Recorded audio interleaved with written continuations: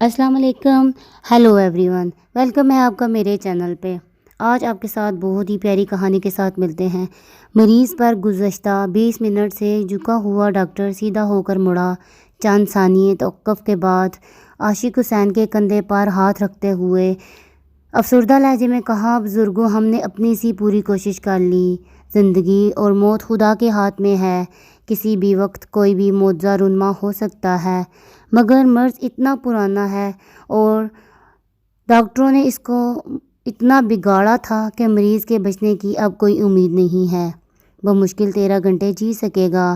عاشق حسین نے نیلی آنکھوں سے جو بکثرت رونے سے لال ہو چکی تھیں ڈاکٹر کی طرف دیکھتے ہوئے کہا، ڈاکٹر صاحب، کیا میرا جوان جہان بچے کے بچنے کا کوئی امکان نہیں؟ ڈاکٹر نے تعصب کے ساتھ کہا، مجھے انتہائی افسوس کے ساتھ کہنا پڑ رہا ہے کہ شاید ہی ہم آپ کے بیٹے کو بچا سکیں گے. اچھا ڈاکٹر صاحب، پھر ہمیں اجازت دیجیے، ہم گھر کی راہ لیں گے. عاشق حسین نے ڈاکٹر کو مخاطب کرتے ہوئے کہا. ڈاکٹر اس تقاضے پر ششدر رہ گیا. حیرت سے کہا، بزرگوں، آپ کے بیٹے پر جان کنی طاری ہے. وہ جان دینے کے کرب میں مبتلا ہے. یہاں ہم اس کو ایسی ادویہ ڈرپ میں ڈال کر دے رہے ہیں کہ جس سے موت کا عمل کم تکلیف دہ ہوتا ہے، درد کا احساس کم ہوتا ہے اور روح قدرے کم تکلیف سے نکل جاتی ہے، اور آپ نیم مردہ بیٹے کو گھر لے جانے کی بات کر رہے ہیں. عاشق حسین نے افسردگی کے ساتھ کہا، ڈاکٹر صاحب، آپ موت کی تکلیف کی بات کر رہے ہیں، لیکن آپ زندگی کے درد سے واقف نہیں ہیں. کبھی تو غریب رہ کر زندہ رہنے کا تجربہ کر لیجئے، کبھی تو غریب مر کر دیکھ لیجئے. آپ کو کیا پتہ، غربت کی زندگی اور غربت کی موت کسی محشر سے کم نہیں ہوتی ہے. ہمیں اسپتال سے جانے کی اجازت دیجیے، سرکار پر مزید بوجھ نہیں ڈال سکتے ہیں. ڈاکٹر نے غصہ ہو کر کہا، یہی تم لوگوں کی جاہلیت ہے. پہلے جوان بیٹے کو خود ساختہ ڈاکٹرز، حکیموں اور پیروں فقیروں سے علاج کرواتے ہوئے موت کے منہ میں دھکیلا. ایک سادہ عام سی بیماری کو اتنا پیچیدہ کر دیا کہ بیچارہ اس دنیا سے رخصت ہو رہا ہے اور اب اسے چین سے مرنے بھی نہیں دے رہے ہیں. کیا یہ آپ کا فرزند ہے یا آپ کا دشمن؟ عاشق حسین نے پھوٹ پھوٹ کر روتے ہوئے کہا، ڈاکٹر صاحب، یہ چین سے مر گیا تو دنیا والے مجھے چین سے جینے نہیں دیں گے. میرے بیٹے کی دردناک موت میں ہی میری آبرومندانہ زندگی چھپی ہوئی ہے. ہمارے گاؤں تک بس کا کرایہ 120 روپے ہے اور ایمبولنس والے 6000 مانگتے ہیں. بس والے میت کی ٹکٹ نہیں کاٹتے اور نہ ہی مردے کو سیٹ دیتے ہیں. البتہ رستے میں اگر سواری مر جائے تو لاش کو اتارنے کا نہیں کہتے ہیں. آپ نے 13 گھنٹے مزید رہنے کا کہا ہے اور یہ تجہیز و تکفین کے لیے مناسب وقت ہے. ایمبولنس کا کرایہ آخری رسومات پر خرچ کر لوں گا اور بس میں انشاءاللہ اسے موت بھی جلدی آ جائے گی. جان کنی کے عذاب کا دورانیہ بھی کم ہو جائے گا. ڈاکٹر یہ سب کچھ سن کر سن ہو گیا، بنا کچھ کہے چل پڑا. عاشق حسین بیٹے کو ٹکٹکی باندھے اس وقت تک دیکھتا رہا جب تک آنکھوں میں امڑتے ہوئے آنسوؤں سے اس کا چہرہ ڈھمپا نہیں تھا. اتنے میں نرس نے آ کر عاشق حسین کو ڈسچارج سلپ تھماتے ہوئے کہا، بابا جی، آپ مریض کو لے کر جا سکتے ہیں. عاشق حسین بوجھل دل اور شکست خوردہ قدموں کے ساتھ گاؤں کی طرف چل پڑا. بس میں دوران سفر، جب وہ بھی گاؤں سے کوسوں دور تھا، وہ تجہیز و تکفین کے پورے انتظامات کو ذہن میں ترتیب دے چکا تھا. آج جمعہ مبارک کا دن تھا. صبح کے 10 بج رہے تھے. اسے امید تھی کہ گاؤں پہنچتے پہنچتے اس کے بیٹے نے جان دے چکی ہوگی. گاؤں والے آنن فانن قبر کھود کر تیار کر لیں گے. کفن، عرق گلاب، سہاد کا صابن، مولوی صاحب کی جائے نماز اور دیگر تمام لوازمات گاؤں کے بازار میں سلام دکاندار کے پاس دستیاب ہوتے ہیں. اس نے انگلیوں پر موٹا موٹا حساب لگاتے ہوئے تخمینہ 4500 کا نکالا. اس کے علاوہ کل تک اور بعد میں بھی فاتحہ پڑھنے کے لیے آنے والے مہمانوں اور دور پار کے رشتہ داروں کے لیے آٹے، دودھ، پتی، چائے اور گھی شکر کا خرچہ اس کے حساب سے کوئی 2500 بن رہا تھا اور تقریباً اتنی ہی رقم اس کے پاس بچی ہوئی تھی جو اس نے اپنے بیٹے کے علاج معالجے کے لیے گھر کا آخری اثاثہ بیل بیچ کر حاصل کی تھی. انسانوں سے جانور بھی اچھے ہوتے ہیں، ضرورت کے وقت کام تو آ جاتے ہیں۔ اس نے لمبی سانس لیتے ہوئے سوچا، ورنہ انسان تو مشکل میں منہ موڑ لیتے ہیں اور خواہ خواہ کے لیے اشرف المخلوقات بنے پھرتے ہیں، ورنہ کہاں جانور اور کہاں یہ انسان۔ جوں جوں گاؤں قریب آتا جا رہا تھا اس کی پریشانی بڑھتی جا رہی تھی۔ اس نے جنازے کا وقت ظہر کی نماز ادا ہوتے ہی طے کیا تھا اور مغرب تک ساری رسومات ادا ہو چکی ہوں گی۔ مغرب پڑھنے کے بعد مسجد میں گاؤں والوں اور مہمانوں کو جو کھانا اس نے دینا تھا، اس کا انتظام اس سے نہیں ہو پا رہا تھا۔ کسی سے ادھار لینا تو ناک کٹنے والی بات تھی، چلو بھر پانی میں ڈوبنے کا مقام تھا، شرم کی بات تھی۔ زندگی بھر گاؤں والے تانا دیتے کہ بیٹے کو ادھارے کا کفن پہنایا تھا، مسکینوں کی طرح زمین میں گاڑا تھا۔ بغیر رسومات ادا کیے جانے کو دفنانا تھوڑا ہی ہوتا ہے، گاڑنا ہی ہوتا ہے۔ اس نے شکر ادا کیا کہ اس نے مردہ بیٹے کو گاؤں لانے کی بجائے جاں بلب بیٹے کو گاؤں لانے کا فیصلہ کیا تھا، ورنہ گاؤں میں شلوار بھی اترتی اور بیٹے کی بخشش بھی نہ ہوتی۔ گلابو کمار کے ساتھ یہی تو ہوا تھا۔ بیوی کی موت پر جنازے کے بعد نہ مولیہ میں سے ہاتھ بانٹ سکا، نہ ہی امام مسجد کو جائے نماز خرید کر دے سکا، اور نہ ہی تدفین کے بعد لوگوں کو کھانا کھلا سکا تھا۔ مولوی صاحب تو صاف صاف بات کرنے کے عادی تھے۔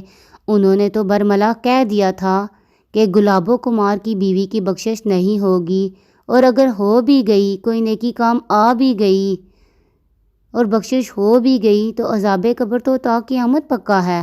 بیچارہ گلابو کمار، بیوی بھی جہنمی اور وہ بھی آج تک کسی سے آنکھ ملانے کے قابل ہی نہیں۔ عاشق حسین کو جیسے جرجری سی آ گئی اور ایک مرتبہ پھر اپنے آپ کو داد دی کہ بیٹے کو جان کنی کی حالت میں ہسپتال سے نکالا، ورنہ اگر یہی پیسے ایمبولینس پر خرچ ہوتے تو اس کا انجام بھی گلابو کمار جیسا ہی ہوتا اور بیٹا بھی عذاب قبر سہتا رہتا۔ اچانک عاشق حسین کو زبردست جھٹکا لگا۔ ڈرائیور نے اتنے زور سے بریک دبائی تھی کہ سڑک پر ٹائروں کے نشانات ہی پڑ گئے تھے اور پہیوں کے گھسنے کی کڑی آواز بھی سنائی دے رہی تھی، مگر ڈرائیور بھی ان 3 کتوں کو نہیں بچا سکا تھا جو کتیا کا تعاقب کرتے ہوئے کتیا سمیت چلتی بس کی زد میں آ گئے تھے۔ جنس کی شدت ہمیشہ حواس چھینتی ہے۔ محبت اور عقل اسی لیے تو ایک دوسرے کی ضد ہیں، آگ اور پانی ہے، چوہے بلی کا کھیل ہے۔ محبت میں جنسی آسودگی پاگل پن طاری کر دیتی ہے، دیوانہ بناتی ہے۔ محبت میں خوش سپردگی تتلیوں کی گود میں سونا ہے، رنگ و نور میں نہانا ہے۔ محبتوں میں جسمانی ملاپ بارش کی معصوم ادا ہے، کلی کا چٹکنا ہے۔ بن جسمانی لمس کے محبت ذہنی مرض ہے، آسیب ہے۔ بریک لگنے کی شدت سے سواریاں ایک دوسرے پر لڑک گئی تھیں۔ بس میں یکدم سے افراتفری مچ گئی۔ سواریوں کے شور و غوغا نے آسمان سر پر اٹھا دیا تھا۔ 3 کتے، ایک کتیا اور عاشق حسین کا بیٹا ساتھ مر گئے تھے۔ ادھر 3 کتے اور ایک کتیا بس کے نیچے آ کر کوچ کر گئے اور ادھر عاشق حسین کے بیٹے کی روح اوپر پرواز کر گئی تھی۔ عاشق حسین نے انا للہ و انا الیہ راجعون پڑھا اور رب کا شکر بھی ادا کر دیا کہ 3 کتوں اور ایک کتیا کے ساتھ ساتھ اس کے بیٹے کی جان بھی نکال دی۔ اس نے دل ہی دل میں اسرائیل کو بھی بڑی داد دی تھی، کس شبک دستی سے لوگوں کی مشکلات آسان کر دیتا ہے۔ اگر اسرائیل نہ ہوتا تو خدا جانے لوگ کیسے جیتے۔ بیٹوں اور کتوں کے مرنے کا وقت اور مقام جیسے اس کے ذہن میں نقش ہی ہو کر رہ گیا تھا۔ کنڈکٹر نے جلدی جلدی مرے ہوئے کتوں کو ٹانگوں سے پکڑ کر کھینچتے ہوئے سڑک کے کنارے ڈال دیا اور بس روانہ ہوئی۔ تقریباً 5 منٹ بعد بس عاشق حسین کے گاؤں کے سٹاپ پر رکی۔ سٹاپ کے قریبی گھر سے چرپائی منگوا کر عاشق حسین نے گاؤں والوں کی مدد سے بیٹے کی لاش چارپائی پر رکھی اور گھر کی راہ لی۔ بس اس گاؤں کے واحد سواریوں کو اتارنے کے بعد دھواں اگلتے ہوئے اور گوں گوں کی آوازیں نکالتے ہوئے اگلی منزل کی طرف رینگنے لگی تھی۔ عاشق حسین نے گاؤں والوں اور رشتہ داروں کے حوالے تجہیز و تکفین کے انتظامات کرتے ہوئے چھوٹے بھائی کو ساری نقد رقم بھی ہاتھ میں تھما دی۔